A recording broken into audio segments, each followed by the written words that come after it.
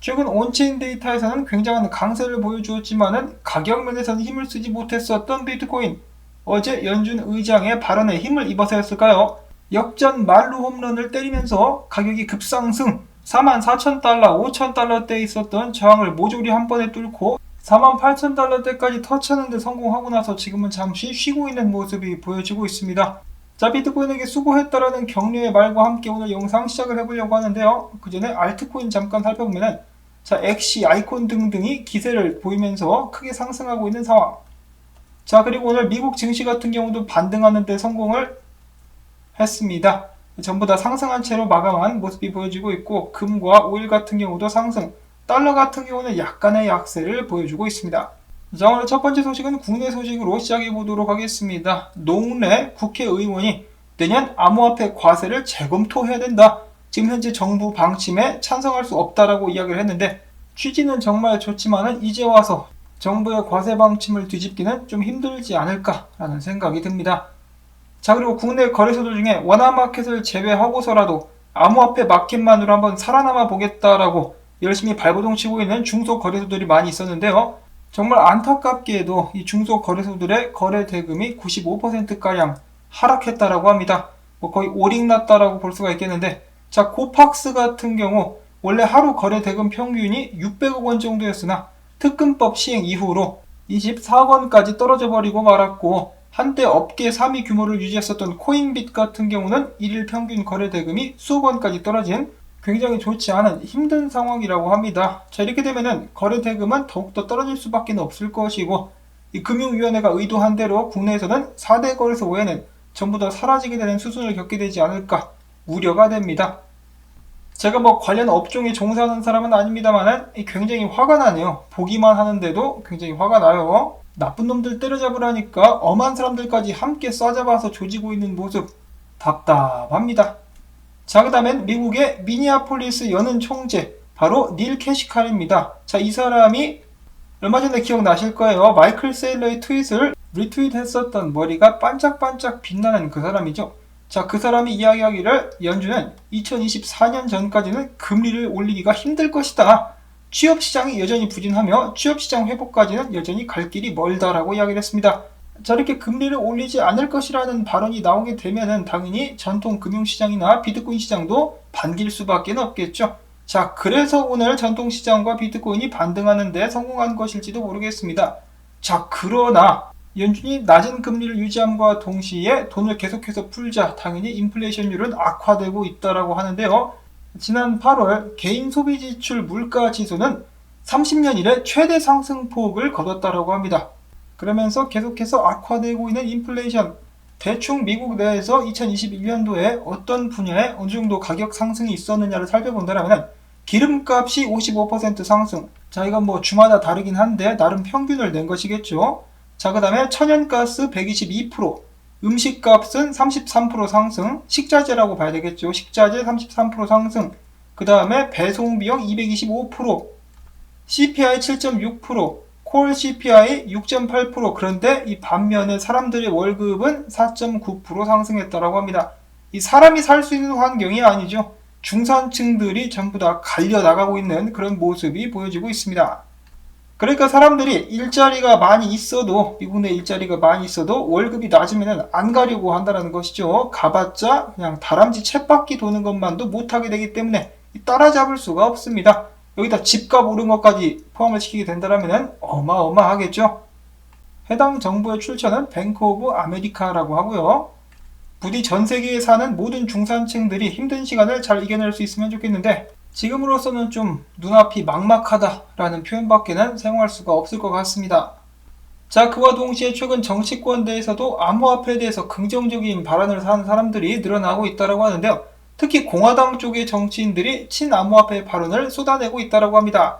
첫째로 메디슨 코슨 공화당 하원 의원 트위터를 통해서 밝히기를 새로운 근본위제로 어째서 암호화폐를 도입하지 않는 것인지 의문이다라고 이야기를 했었고, 이어서 오하이오주 공화당 상원의원 후보 조시 만델씨는 이야기를 미국은 비트코인의 도입을 강하게 밀어붙여야 된다라고 이야기를 한 바가 있었으며, 지난 7월 애리조나주 공화당 상원 출마를 발표했었던 블레이크 역시 비트코인을 미국의 전략적 자산으로 받아들여야 된다라고 주장을 했다라고 합니다.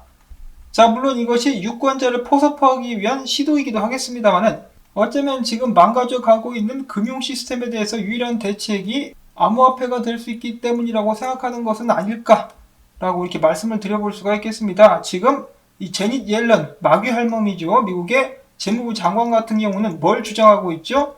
미국의 부채 상한도를 없애야 된다. 그래서 마구잡이로 돈을 찍어서 뿌려버릴 수 있도록 해야 된다라고 이야기를 하고 있는데 그냥 미국을 없애버리겠다라고 이야기를 하는 것과 뭐가 다른가 모르겠습니다. 자, 그런데 만약에 지금 이런 식으로 부채를 늘리는 쪽으로 계속해서 가게 되면 결국은 비트코인에게는 긍정적인 영향을 끼치게 될 수는 있겠죠. 그 반면에 사람들의 삶은 더욱더 궁핍해지고 피폐하게 되지 않을까라는 생각을 해보고 다음으로 이어서 일리노이주 상원 의원 이 사람인데요. 이 사람 같은 경우는 최근에 금융회사들이 비트코인을 보유하는 것을 찬성하는 법안에 투표를 하기도 했었다고 합니다. 정치인들이 아무리 모른 척을 해도 모를 수가 있겠습니까? 이런 식으로 달러를 마구잡이로 찍으면은 달러는 계속해서 가치를 잃어버릴 수밖에 없고 결국은 기축통화의 자리도 내줄 수밖에 없다는 것을 당연히 모를 리가 없겠고 자, 그 다음에 월스트리트저널 같은 경우는 최근에 미국 행정부가 스테이블코인 사업자를 은행과 같은 기준으로 규제를 적용시키는 것을 고려하고 있다라고 보도를 하기도 했었습니다. 다음으로는 성장하고 있는 암호화폐가 영 불편한 국제기관이 있죠. IMF입니다. IMF 이야기하기를 디지털 화폐 유행은 신흥시장의 금융 안정성을 해칠 수도 있다. 신흥시장에서의 암호화폐의 등장은 현지 경제의 암호화를 촉진하고 이를 통해서 금융당국의 환율 및 자본 통제를 약화시키고 금융 안정성을 해칠 수 있다라고 분석을 했는데 해석을 해보자면은 기존의 신흥시장은 우리의 호구야. 우리의 빵셔틀이기 때문에 건드리지 마. 그들은 계속 가난해야만 하고 우리로부터 돈을 빌려야만 해. 라고 이야기를 하고 있는 것이죠. 자, 그런데 IMF가 좀 진실도 몇 가지를 이야기를 하긴 했었습니다. 자, 신흥시장에서 암호화폐가 빠르게 도입된 배경으로는 안정적이지 못한 거시 경제정책과 비효율적인 결제 시스템 속에서 투자자들이 높은 수익률을 제공하는 암호화폐에 흥분하고 있다. 그리고 또한 그들의 중앙은행에 대한 낮은 신뢰도, 취약한 국내 은행 시스템 등이 암호화폐 도입을 촉진한다라고 분석을 했습니다. 잘 알고 있네. 결과적으로 IMF가 이런 문제를 해결하지 못하면 신흥시장에서 암호화폐가 계속해서 성장해 나가는 것을 막을 수가 없겠죠. 자, 그리고 이어서 오늘 급상승과 함께 100달러 고지를 점령한 엑시 인피니티의 상승 배경에는 다음과 같은 사항이 있었다라고 하는데요. 바로 스테이킹 서비스의 출시 및 초기 멤버에게 에어드랍을 실시한다라는 소식과 함께 크게 상승을 했다라고 합니다. 자, 그 다음으로는 이더리움, 알트코인들의 대장이라고 볼 수가 있겠는데 엄청난 강세를 또 보여주고 있다라고 하는데요. 중요 지지선을 강하게 뚫고 올라온 이더리움. 장기적인 면에서 봤을 때에도 계속해서 상승 추세를 지켜주면서 어센딩 트라이앵글을 만들어주고 있는데 여기에서 이제 위로 강하게 뚫고 나가지 않겠느냐. 그러면서 사토시 차트를 봐도 이더리움의 사토시 차트 컵앤 핸들이 나오게 되면서 비트코인의 뚝배기를 깨버리려고 날을 갈고 있는 이더리움이 날아가게 되는 날 어마어마한 알트 시즌은 다시 한번 펼쳐지게 될 것입니다. 기대를 하지 않을래야 하지 않을 수가 없는 이더리움에 관련된 소식이었고요. 자, 그 다음에 코인베이스에서 이야기합니다. 최근에 6,000명의 고객들이 해커에 의해서 암호화폐를 털렸다라고 하는데요. 코인베이스 사이트가 털린 것이 아니라 코인베이스의 문자 계정 복구 프로세스 버그로 인해서 해커가 이 틈을 비집고 들어와가지고 이 개인정보를 털어가지고 암호화폐를 털어갔다라고 합니다. 다행히도 코인베이스는 피해를 받은 고객들에게 보상하겠다라고 밝혔는데요. 제가 이 기사를 여러분들께 왜 공유를 하느냐? 많은 분들께서 이미 이 해킹의 위험성에 대해서 잘 알고 계실 것 같습니다. 그래서 하드웨어 지갑을 사용하시는 분들도 계실 것이고 각별히 이제 암호화폐 거래를 하는 핸드폰을 따로 마련하신 분들도 계실 거예요. 자, 그런데 가장 기본적으로 여러분들께서 하실 수 있는 것 중에 한 가지는 비밀번호를 바꿔주는 것도 중요한데 인증을 받으실 때 문자 인증을 받지 마시고 구글 앱을 사용하시는 것이 더 안전하다라고 합니다. 구글의 인증 앱이 있죠. 그것을 통해서 사용하는 것이 더욱더 안전하다라고 하니까 참고를 하실 수 있기를 바라고 그리고 웬만하면은 절대로 이 다른 사람들이 볼 수 있는 웹사이트나 커뮤니티에 여러분들께서 무슨 암호화폐 뭐 들고 있다 자랑하지 마시기를 바랍니다. 손쉽게 해커의 표적이 될 수 있습니다. 자, 그 다음에는 비트코인 관련된 소식들로 넘어가 보도록 하겠는데요. 이 찰리리의 브라더, 이 큰형님인 바비리가 최근에 코인베이스를 찾아봤더니 누가 1억 달러 상당의 비트코인을 매입한 것 같다. 자, 누굴까요? 저였으면 좋겠는데 저는 아닙니다. 슬프네요. 자, 그 다음에는 엘살바도르 관련된 소식이 있습니다. 지금 엘살바도르의 지갑이죠.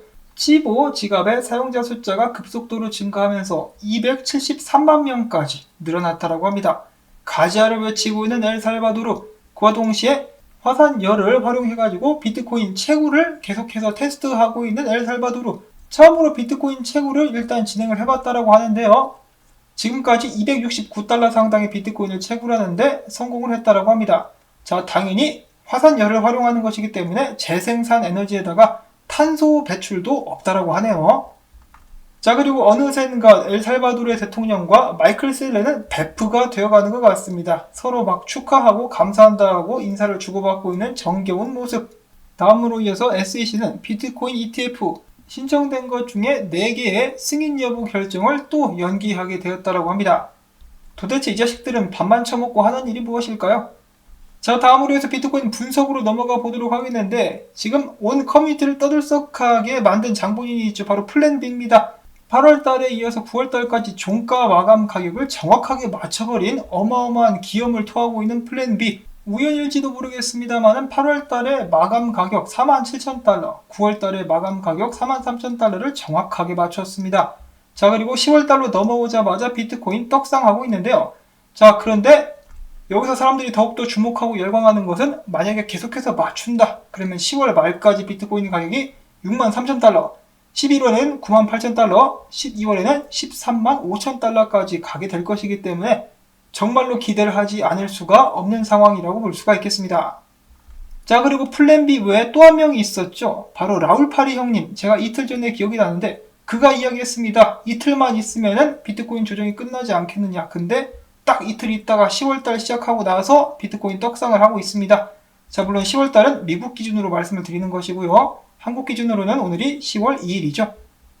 자, 그 다음엔 크립토 퀀트에서 이야기를 합니다. 비트코인에 관련된 지표가 이제 한 가지가 눈에 띄는데 이건 마치 대상승장 직전인 2020년 4분기와 비슷하다. 뭐가 비슷하냐? 바로 스테이블코인의 공급 비율이 비스무리하다.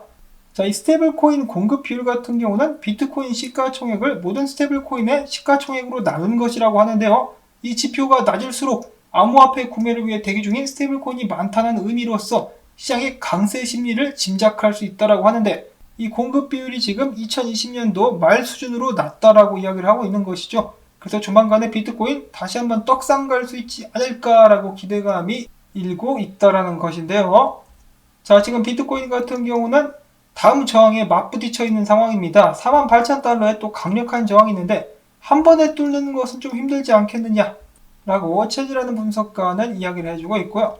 그 다음에 렉트 캐피털 분석가, 성공적으로 바닥을 찍어주고 계속해서 상승하고 있는 비트코인, 마찬가지로 다음 저항은 38,000달러 초반대를 보고 있습니다. 자, 그 다음 마지막 차트 분석은 비트코인이 아니라 S&P 500입니다. 전통 금융자산과 굉장히 강력한 연관성을 지니고 있는 비트코인. 여기는 테크뎁이라는 분석가 같은 경우는 S&P 500이 지금 고점을 찍은 것처럼 보이면서 많은 사람들을 불안하게 하고 있지만은 아닐 가능성이 높다라고 이야기를 하고 있습니다. 예를 들어서 2017년도 9월에도 엄청난 상승형 쐐기에서 하방으로 이탈을 하면서 고점을 찍었다, 지금부터 떡락한다라고 사람들이 불안했었으나 후에 다시 한번 올라가게 되면서 엄청난 고점을 다시 찍게 되는데 이때쯤 해가지고는 많은 사람들이 여기가 고점인지 인식하지 못하는 상황이었었다라고 하네요. 그러자 쑥 떨궈버린 상황. 지금도 그렇게 되지 않겠느냐. 이 상승형 쐐기에서 아래로 삐져나왔는데 그때처럼 떨어지는 척 하면서 다시 기어 올라가가지고 더욱더 높은 고점을 찍고 사람들을 놀래키면서 떨어지게 되지 않겠느냐. 그 말인즉슨 비트코인도 비슷한 식으로 가지 않겠느냐라고 예측을 하고 있는 것이죠. 그래서 비트코인 불장은 끝나지 않았다라고 이야기를 하고 있는 것이라고 볼 수가 있겠습니다. 자, 일단 비트코인의 강력한 한방과 더불어 가지고 굉장히 기분 좋은 분석과 예측들이 나오고 있는데요. 그렇다 할지라도 언제나 절대적인 것이란 없습니다. 그래서 과거가 무조건 반복되리라는 법도 없다라는 것이죠. 그렇기 때문에 이 시장을 길게 보고 신중하게 여러분들께서 투자를 진행해 나가실 수 있기를 바라면서 오늘은 영상이 좀 길어졌기 때문에 바로 마치도록 하겠습니다. 도움이 되셨다면 토마토 밭에 몽쉘 던지기 광고 시청 및 좋아요를 통해서 부탁드리면서 저는 다음에 새로운 소식 가지고 인사를 드리도록 하겠습니다. 안녕히 계십시오.